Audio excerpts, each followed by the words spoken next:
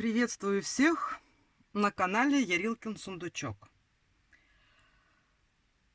Сегодня мое видео будет посвящено старому традиционному национальному японскому искусству вышивки на шарах. Вот эти вот все шарики, которые у меня лежат на столе, это моя работа не за один день и даже не за один год. Вот. Это все темари. Почему я выпускаю это видео? Потому что у меня на канале есть ряд мастер-классов, где я показываю, как сделать основу, как сделать разметку этой основы, как вышить шарик. Но стали появляться вопросы, а что это такое? А что с ним делать? А куда его девать? А вообще, что это такое? И я вот подумала, что, наверное, вот этим видео я должна была начать показ мастер-классов по темарикам. Ну, вот так получилось, что идея эта пришла уже сейчас, после. Я просто не ожидала, что настолько оно у нас неизвестно, этот вид искусства. Поэтому сейчас я вам расскажу вкратце, что это такое. Я не буду углубляться в какие-то далекие-далекие времена, тем более, что информации особо в интернете тоже нету.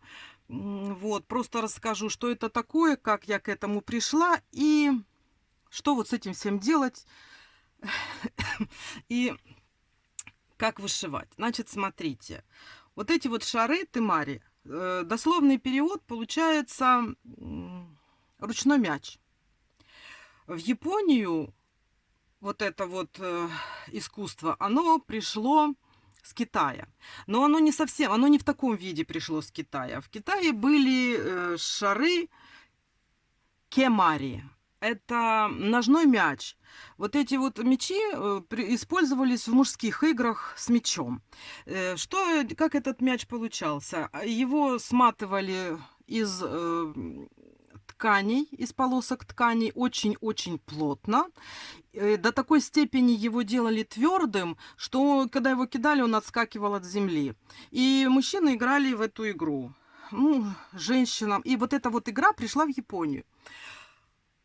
А женщинам, ну, как бы не совсем, особенно в те далекие-далекие времена, пинать ногами какой-то там мяч непристойно. И женщины придумали себе другой шарик, который стал называться темари. Это шар для ручной игры руками. Эти мячики, они так и создали для того, чтобы играть. Девочки играли вот этими шариками. Ну, все, что попадает в руки женщин, оно постепенно начинает украшаться, делаться красивым, изящным. И поэтому вот эти вот обычные шары претерпели изменения за очень длительный период, я вам скажу, и стали вот такими вот красивыми. Их начали вышивать. В самом-самом еще начале вышивка на шарах вот этих, она была доступна только в богатых семьях, в основном у императора. Почему? Потому что они вышивались шелковыми нитями. Шелковые нити тогда были недоступны простому населению. Этим могли заниматься только вот сначала императорские семьи, ну а потом семьи, которые были достаточно богаты, которые могли купить такие нити. Вот эти вот нити, вот эти вот шарики вышивались для принцесс. Принцессами играли. Их вышивали даже служанки, которые находились при принцессах, и каждая служанка хотела выделить себя, вышив наиболее красивый шарик. Мамы вышивали эти шарики своим дочерям и дарили их, когда дочь уходила из дома, выходя замуж. Это как бы был подарок свадебный. В эти шары вплетались золотые нити, особой красоты были эти шарики. Вот. А потом уже девушка, когда вышла замуж, она жила в семье, и она тоже начинала вышивать такие шарики уже своим дочерям. Вот, это вот такая вот, видите, маленькая история. Потом со временем, когда нити стали появляться уже хлопковые нити, менее дорогие стали шелковые нити, это искусство распространилось по всей Японии, и их вышивать стали все. Это традиционный национальный вид искусства в Японии. По поводу цветов, смотрите, цвета могут быть разные. Это не имеет особого значения, потому что в Японии есть регионы, которые выделяются именно тем и отличаются, что у них шарики вышиты в определенных только ихних цветах и именно с ихними узорами.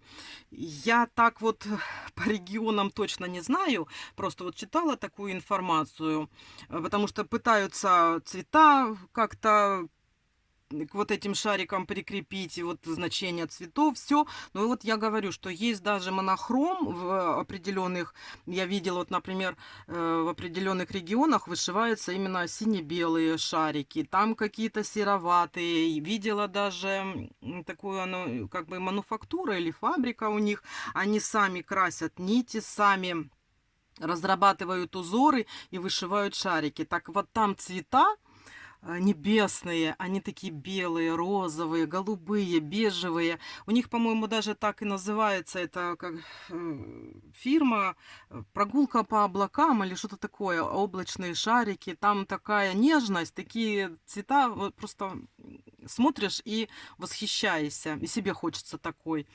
Вот.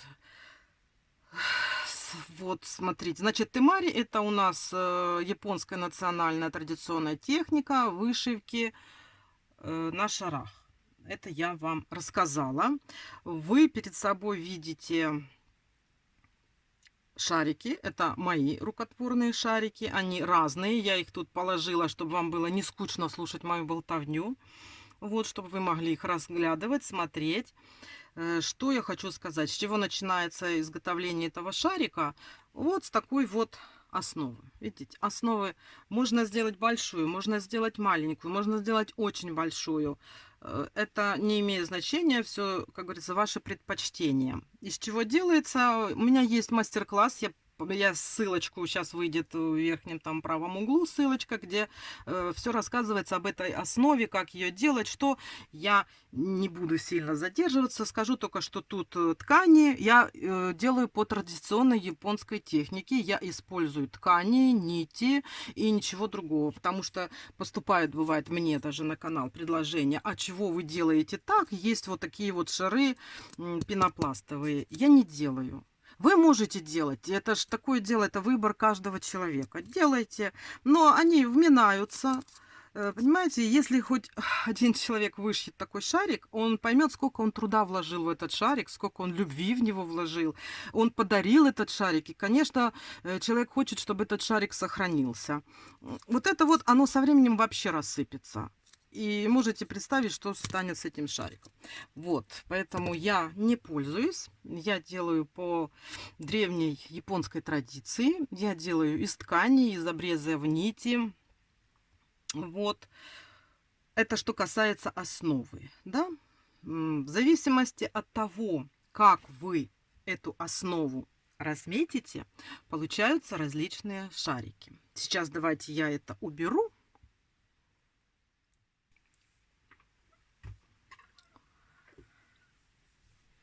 Так, значит, поговорим о разметке основы. Разметка основы бывает очень разная. От самой простой до очень сложной. Самая простая разметка считается, вот, обычная разметка. Это она у нас делится вот на два полюса, северный и южный, и экватор, проходящие меридианы. Это вот маленький шарик, видите? Вот такая разметочка. И вот, все они отличаются. Это одна и та же разметка для хризантемы, для орнамента, для таких вот узоров, которые вышиваются симметрично по двум полюсам. Вот, то есть у нас северный полюс, южный полюс, как бы так вот, и экватор. Отличаются количеством лучей. Хоть это, значит, смотрите, разметка это считается простой, начальной. Она вроде бы как бы одинаковая, да? Но многообразие полученных шариков, вышитых, очень большая. Сейчас я вам покажу на такой разметке, какие вышиваются шарики, что мы можем вышить. Ну, из самых простых вот эти вот у меня шарики. Видите? Тут идет переплетение. Это не хризантема. Это идут такие вот переплетения лучей. И в центре на полюсах получается вот такая вот звезда у нас. Видите? Это вот принцип переплетения. На самой простой разметке тут всего лишь 6 у нас лучей. Такие вот. А вот этот вот шарик, видите, как играет. Тут уже добавлен люрекс. Нити люрекса тоже добавляются в темаре. В основном для пожелания богатства. Вот, золотые нити. Так, это вот на разметке 6 меридианов. Потом вот такой шарик можно вышить. На такой разметке, видите, тоже два полюса у нас получается туда-сюда. Экватор. Обе он называется. Это хризантемка такая. Но здесь особый принцип переплетения лучей, потому что классическая хризантема, я сейчас вам покажу, это вот она, вот эта вот классическая хризантема. Здесь 24 луча. Посмотрите, как оно шикарно выглядит, когда так много лучей. Вот такой вот идет узор. Вот их тоже две. С этой стороны хризантема, с этой. И идет вышивка экватора. Вот этот вот шарик, это вот у меня не в одинаковых цветах я вышивала. Это тоже шарик вышит на такой же разметке под хризантему. Смотрите, но здесь нет экватора. Вот встречаются лучи. Но он симметричный, тоже полушарие одно, полушарие другое. Потом на такой же разметке, вот видите, вот, это основа, вот эти вот разметки. На такой же разметке вышиваются вот такие вот шарики. Смотрите, какие они интересные. Здесь у нас идут переплетения тоже вот этих вот лучей особо. Они переплетаются, но узор совершенно уже другой. Уже отличается от вот такого. Видите? Хотя разметка у нас та же самая. Вот смотрите. А узор другой. Уже разновидность шарика. Потом, сейчас я вам покажу. Вот стандартная. Вот это вот. Сейчас я вам, да, вот это вот они одинаковые. Вот это один принцип вышивания. Одинаково вот тут вот переплетаются уже ножки лепестков, смотрите. И здесь вот то же самое, но они же разные. Посмотрите, выглядит по-разному. И не скажешь, что принцип вышивания у них одинаковый. Вот, пожалуйста, это тоже на вот этой простой разметке. Вот эти шарики. Вот у нас шикарная хризантема. Это классическая просто вот хризантема вышитая. Вот в таких вот, это мои любимые цвета. Очень люблю мятный, розовый. Тоже вот такой красивый у нас здесь вышит экватор. И вот 24-лепестковая здесь у меня хризантема, тоже вот симметрично. Вот видите, то есть одно полушарие, второе полушарие, так вот встречаются. Это вот хризантема такая. Вот это на такой же разметке сделано, видите? Только есть у меня там и экватор, но вот эти вот лепестки заходят один в другой. Вот такая вот разметка. Тоже разметка под хризантему обычная. Вот такая вот разметка. Вот такая вот разметка. Это все оно одно и то же. И вот это вот сколько я вам уже показала шариков, которые отличаются друг от друга. О, сейчас еще один вот у меня тут запрятался. Смотрите, вот это вот красотень какая. Тут вообще вот смотрите, как заходят лучи друг в дружку. Это вот один полушарий. вот второе полушарие.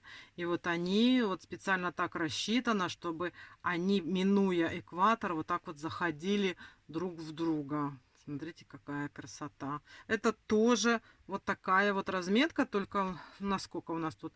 Раз, два, три, четыре, пять, шесть, семь, восемь, на 16, потому что вот у нас еще разметка. Эти листья, эти меридианы остаются свободными. Вот разметка на 16, ну вот она, вот такая же. И смотрите, какое многообразие. То есть, научившись делать одну даже просто сначала разметку обыкновенную, вот она, эта разметка, вот эта разметка, вы уже можете сделать, ну, такую палитру шариков себе просто много, разные, красивые. Вот, держу, видите, он у меня музыкальный, да, это тоже применяется в темариках. В основу вставляется контейнер, а в нем, например, вот у меня в этом контейнере бусины, бисер крупный, а вообще могут туда ложить рис, чтобы он шелестел. И в зависимости от того, что вы туда положите или какой контейнер, будет разный шелест. Вот это вот у меня такая есть основа шуршащая. Вот. Смотрите, основу можно вышить полностью люрексом. Она уже красивая, переливается красиво очень. Это чистый люрекс. Это вот под хризантему, это нить с люрексом, тоже красиво играет. Вот. Это обычная разметка, идет обычными нитями ирис. Так, это вот я вам показала простые разметки. Потом есть более сложная разметка. Смотрите, видите какая? Это уже не, как говорится, не полюс, не два полюса. Это идет разметка по всему шарику. Здесь у нас геометрические фигуры ромб. И что у нас тут? Раз, два, три, четыре, пять, шестиугольник. Идет вышивка. На таком в основном я вышиваю вот эту вот красоту. Этот узор называется вихри. Вихри я всегда вышиваю шелком. Вот шикарно смотрится. Если у меня получится, я вам ставлю фотографии выполненных мною работ вот таким вот узором. У меня их было много, потому что люди очень как бы любят этот узор, он их притягивает. Какое-то, наверное, у него гипнотическое действие вот этого вот узора происходит. Очень любят такой вот шарик. Покажу фотографии, чтобы вы посмотрели. Вот вышиваю шелком. Это вот специально под вот него идет вот такая вот разметка. То есть, видите, здесь нет никаких пересечений внутри, ничего. Тут чисто геометрические фигуры, в которых вшивается, потом вышивается в них узор. И оно сливается, и получается вот такой вот красивый узор вихри. Кстати, вот здесь вот тоже вот у меня есть вихри. Можно их даже добавлять в другие узоры, как бы заполнение пустоты, если такое получается. Это вот такая разметка. Особо она делается, и мастер-класс для того, чтобы сделать такую разметку, надо делать отдельно.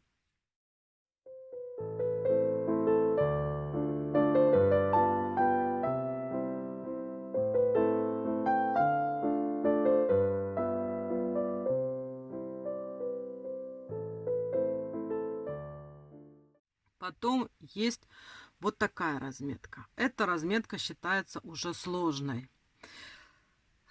Как она делается? Она начинается вот с такой разметки на 10. И потом она идет в разметку дальше. И здесь у нас получается гораздо больше полюсов. Видите, сколько полюсов?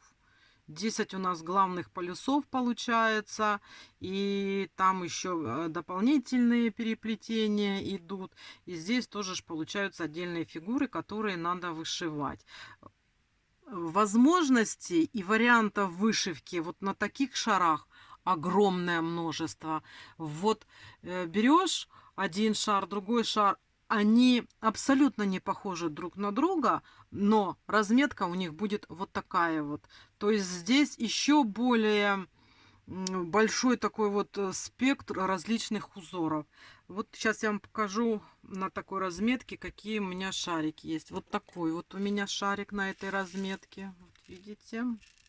Вот как раз, вот если посмотрим, вот на вот этой вот штуке, видите, вот на этом пятиугольнике, вот вышиты вот такие звезды. И их вот тут 12 штук получается. Вот. Вот так вот. Тоже у меня, видите, он такой шуршащий. Я даже забыла, что он у меня такой. Вот, смотрите. Это вот на такой разметке он сделанный. Потом на такой же разметке вот этот вот шарик. Ну, тут вот, вы смотрите, сразу видно вот это вот цветочек, который вышит по середке, да. Но здесь еще добавлена техника переплетения. Видите? Вот здесь вот идут вот такие линии. Это, кстати, вот эта линия обмотка. Она переплетается особым образом и закрепляется. Вот такой вот красивый шарик у меня есть. И на такой же самой разметке, смотрите, есть вот такой вот, можно что вышить. Тут уже чистая геометрия, никаких цветочков. Пересекаются пятиугольники, трехугольники. И вот таких вот вариантов огромное количество. Можно придумать все, что вы захотите. Можно зашивать так, что даже не будет видно вот этого поля. Есть особая техника именно переплетений. Там четко переплетаются нити между собой. Но у меня таких шариков пока нет. Я в основном вот хризантемы люблю, вот такие вышиваю. Вот это у меня вообще один такой в таком стиле, потому что я больше по цветочкам. Да, но этот мне тоже нравится. Здесь у меня смешанные нити. Нижние нити у меня обычные, там это мерсеризированный хлопок, а верхние, чтобы сильнее выделялись, у меня шелк. Да. Потом это вот такая разметка. Вот эта разметка, у меня сейчас нет шариков в такой разметке, вот есть вышитый. Это разметка на 8. То есть делается вот таких вот 8 меридианов. И потом делается дополнительная разметка. Вот надо дополнительная разметка приводит к тому, что у нас получаются вот такие вот четырехугольники здесь, как призма, оно или как получается, видите, нет прямых углов, так вот. И здесь тоже вышиваются хризантемки, цветочки, можно вышить какой-либо орнамент, можно добавить еще какие-то там элементы вот тут вот на углах. То есть вот, пожалуйста, разновидность, да. Потом есть то же самое, вот просто мы сначала разделяем на 8 таких вот меридиан, делается дополнительная разметка еще, и получаются вот такие вот шарики. Смотрите, видите, тут если посмотреть, вот если у нас север-юг там, да, и потом сделали мы дополнительную разметку, вот вышивка идет вот такая вот, видите, эллипс у нас здесь, и хризантема, она как бы вытянутая, здесь у нее более длинные лепестки, здесь более короткие. Тут размечается на 8, потом выделяются вот эти вот отдельные сектора, и в секторах дополнительная разметка идет, чтобы вышить вот эти лучи. Вот этот у меня такой вот замечательный тоже шарик есть. Вот я его вышивала. И в таком же принципе у меня вышит вот этот вот шарик. Он вышит шелком полностью, видите. Ну тут тоже вот эти вот хризантемки, которые вытянуты вдоль эллипса. Вот такого вот орнамента, да. Вот это то, что касается наших разметок. Вроде бы я вам все рассказала по поводу разметок. Есть разметки, вот эта сложная разметка, есть еще вот такая, но еще дальше размечается. Она называется мультиразметка. Мультиразметка, там вышиваются мелкие цветочки, оно прямо получается как такое, знаете, ситцевое поле в цветочках, все. Там еще используется для переплетений. Там особые узоры, но у меня сейчас таких шариков нет, чтобы показать вот свои, да. Был у меня, но подружке подарила мультиразметку. Тоже такой очень интересный шарик получался. Вот из хризантем еще вот такие могу вам показать. Смотрите, какое здесь идет особое переплетение. И получается вот на экваторе такая красота. Прям как напополам делятся вот эти ромбы. Никто даже не может сказать, что и не подумает, что вышивается обычными вот этими вот приемами, которые я показывала в мастер-классах своих, как вышивается хризантема. Те же самые приемы, но у нас здесь получаются вот такие вот ромбы пополам деленные по цвету. Потому что у нас здесь как бы хризантема вот в таких цветах, а здесь в таких. А пересекаясь на экваторе, получаются вот такие вот замечательные ромбы. Но они вышиты не отдельно, они получаются путем переплетения, вышивания хризантем в разные стороны. Вот так вот очень интересно, да. Вот. Вот эти вот шарики, я не помню, показывала, не показывала, тоже особое переплетение идет. Вот видите, тут вышивка экватора идет обычными квадратиками. Тоже есть, будет мастер-класс по вот как вышить вот такие вот квадратики, как вышить ромбики, потому что здесь вот у нас обычная обмотка и вышивка экватора, а здесь у нас идет совершенно другой узор, тоже интересный. И вот они уже разные. Это тоже хризантема на обычной этой разметке. Вот тоже шикарная разметка. Это я вышивала, посмотрела на одуванчики, мне так вот эти вот цвета как-то запали в душу. И я вышила такой шарик, вот он мне нравится, он такой симпатичный, интересный. Тоже это вышивка на обычной хризантеме. Да, обычная разметка. Ну все, сейчас покажу вам другие шарики, какие можно еще вышивать в отношении размеров. Потому что вы же видите, что размер можно выбрать различный. Можно выбрать очень большой шарик. Я как-то ориентируюсь по поводу размера не диаметр, а длина окружности. Вот эти вот большие, да, это длина окружности примерно приближается к 30 миллиметрам. Вот. Нет, 30 сантиметров. Да, я каждый раз думаю, нет, так большой. Вот. А можно вышить вот такие вот малюсенькие. Видите, какая разница? Абсолютно разная. Но трудоемкость, наверное, у них получается одинаковая. Что здесь надо постараться, что здесь надо. Вышивка больших шаров занимает очень много времени. Особенно вот на таких разметках. Эти шарики на таких разметках вышивать, конечно, быстрее, потому что тут у нас в основном два полушария, две симметрии, и мы уже вышили. На вот таких разметках надо вышить 12 центров, потом заполнить пространство между ними. Это затрат, очень много времени уходит на вышивку такого шарика. Вот.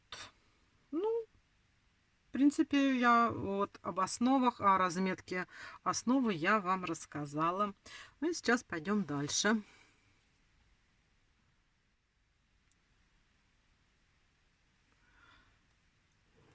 Так, вот, смотрите, маленькие шарики можно вышивать. Вот такие вот малюпусенькие. В основном тут у меня идут хризантемки, но вышивка абсолютно разная. Вот этого приема я вам еще не показывала. Смотрите, какой он воздушный. Получается шарик такой красивенький, интересный. Вот здесь переплетения, которые заполняют весь шарик фактически. И тут получается, как орнамент пересекается, да? Вот такой вот. Это вышитый шелком шарик. Я маленькие шарики в основном все вышиваю шелком. Они красиво переливаются. И просто маленькие шарики, они более изящно выглядят, когда их вышиваешь тонкими ниточками и шелковыми. Вот, смотрите, вот это вот сложная уже разметка. Ну, можно вышить, можно все придумать. Здесь разметка на 4, потом я вышивала квадратики, доходила до середины меридиана, и у меня оставалось место, чтобы потом вышить вот эти вот вихри. Тоже вот очень такой, люблю этот шарик, и он со мной всегда. Вот. Это что касается вот размера, да, вот такие вот маленькие. То есть можно сравнить, вот у меня большой шарик, да, вот смотрите, большой, и вот маленький. Вот такие вот они. У меня был даже еще меньше. Я делала специально шарик для подруги на флешку, чтобы повесить. Так он раза в 3 меньше этого. Ну, ничего, получился. Вот. Сейчас я это уберу. Вот, смотрите. Это я хочу показать. Эти шарики. Это отдельное как бы у меня подразделение вот этих шариков. Они вышиты шелком. То есть в основном ну, люди вышивают и проще вышивать обычными мерсеризированными нитками, такими как ирис, потом вайлет я покупаю. Ну, любое, что вы найдете хорошего качества мерсеризированную нить, хлопковую, она подходит для вышивания шариков. Ну, особую любовь у меня, конечно, занимает это в моем сердце, это вышитые шелком шары. Ну вот вихри я вам уже показывала. Я их вышиваю только шелком. Сложно, но вот только шелком. Потом, смотрите, вот такого плана. Это как брелочки. Видите, тут узор я такой вам не показывала. Он идет узор по экватору. А здесь просто как лучи, выходящие из полюсов. И с такими букляшками. Это французский узелок. Вот такое вот тут украшение на этих шариках. Хвост. Это я все сама делаю. Вот эти вот украшения. Ну, хвост сама делаю. Покупаю всякие бусики. Тут у меня даже колокольчик такой. Вот это вот такая красота. Это у меня как брелок идет. Потом у меня просто мечта была вышить. Вот я вам показывала вот этот вот шарик, да, который с особой разметкой. Вот, что у него продолговатые хризантемы. А это я вышила шарик, он поменьше, но он вышитый весь шелком.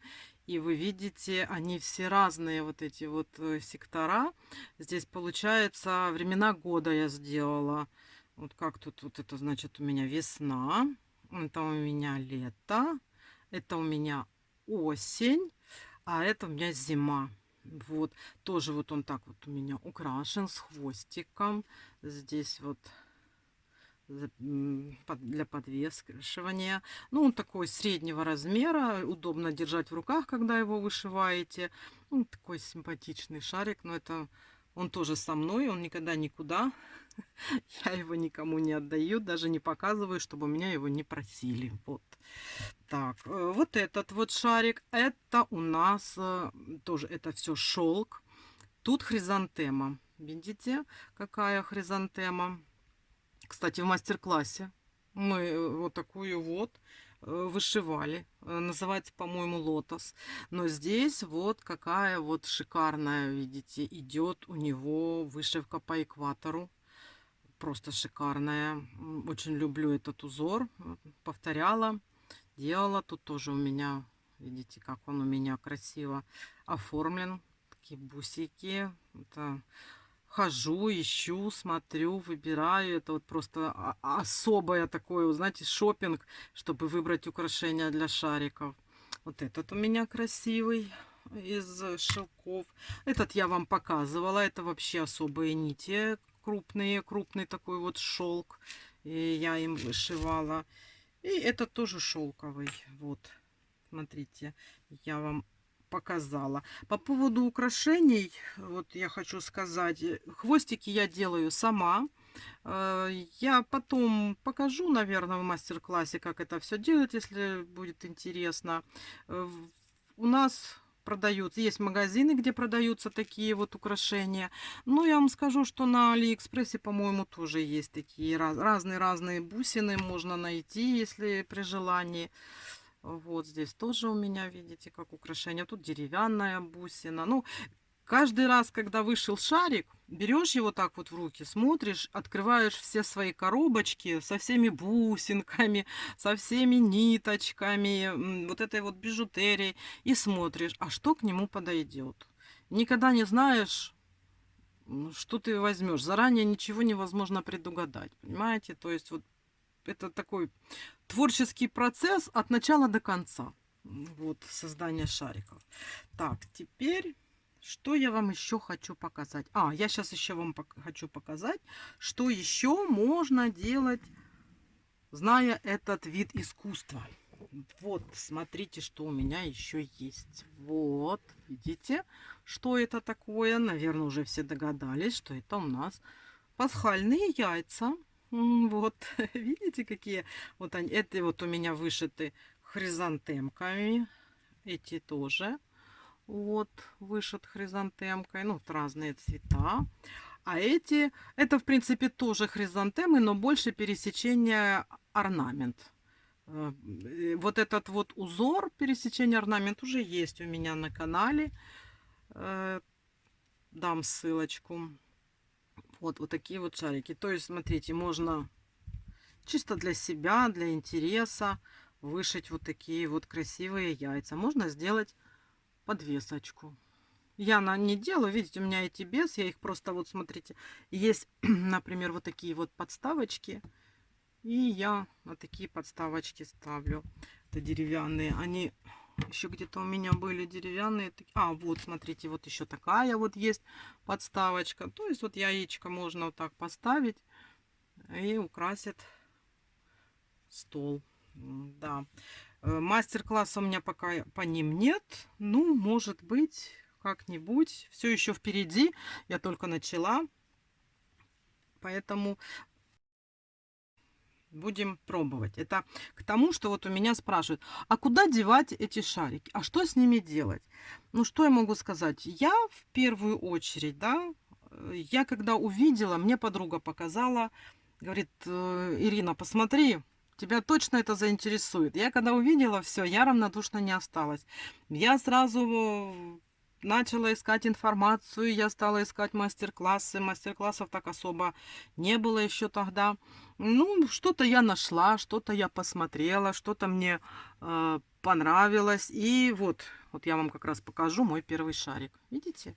Мой первый шарик. Я его вышила на одном дыхании. Тоже, видите, храню его у себя. Никуда он у меня, боже упаси, чтобы не потерять. Это как бы мои воспоминания.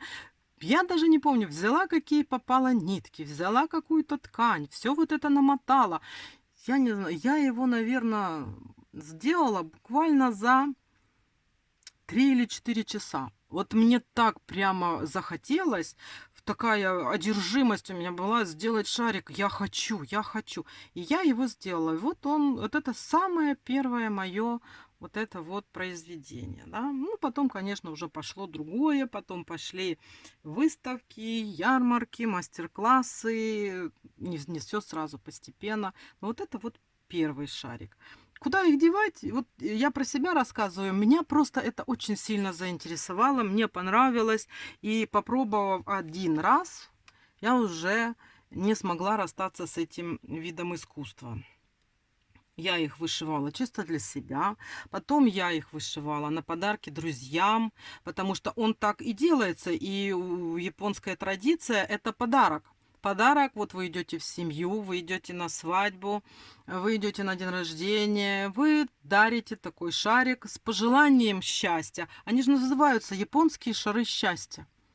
Вот, то есть вот этот шарик, его вышиваешь с любовью, вкладываешь в него любовь.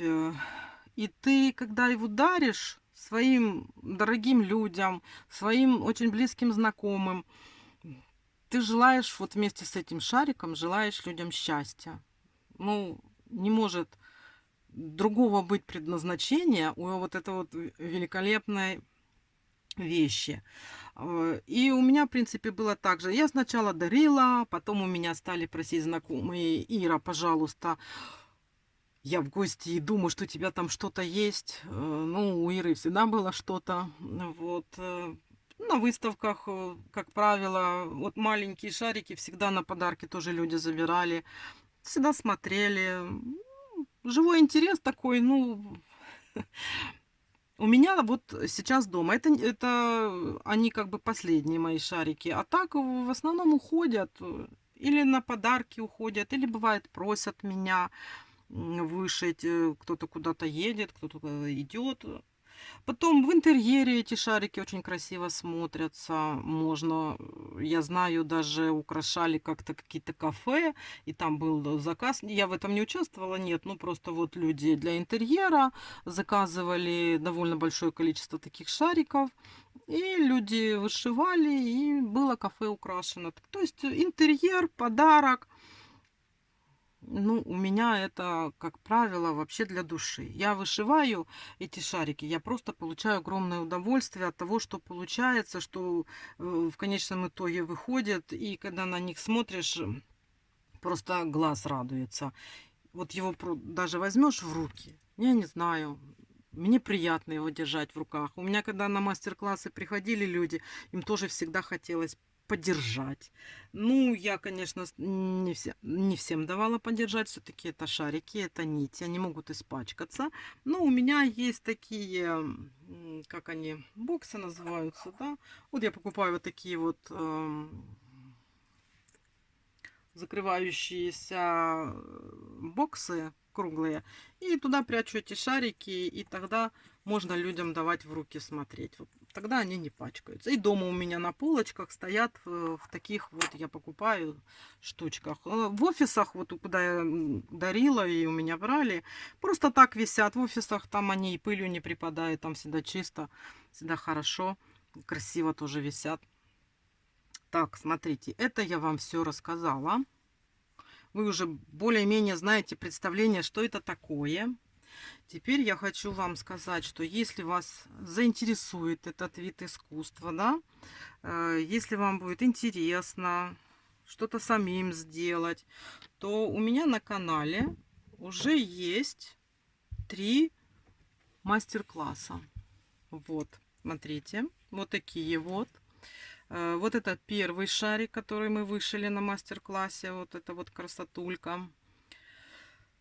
Там все подробно рассказывается. Второй мастер-класс — это вот этот вот цветок лотос. Тоже подробно все рассказано, показано, как его вышивать. И последний мастер-класс — это вот этот вот узор орнамент. Это как раз вот я вам показывала, вот похожие. Это вот эти вот яйца я вышивала по вот этому вот мастер-классу. Видите, только тут, так как они продолговатые, тут немножечко он, это как раз к тому, что один и тот же узор на разных шариках при разной разметке вот будет выглядеть по-разному. Так, вот такой вот шарик тоже есть уже на канале. Ссылочки я оставлю. Так что заходите, смотрите, если вам понравилось. Вот. Я рассказала, что, как, откуда они взялись, что это за вид искусства такое, что это за творчество, куда его можно применить, что с ним можно сделать, из чего это все. Поэтому, если у кого еще будут вопросы, можете меня спрашивать. Но я, в принципе, наверное, рассказала все об этих шариках. Вот, так что это вот у нас японские шары счастья. Вышиваются вручную. Основа делается тоже своими руками.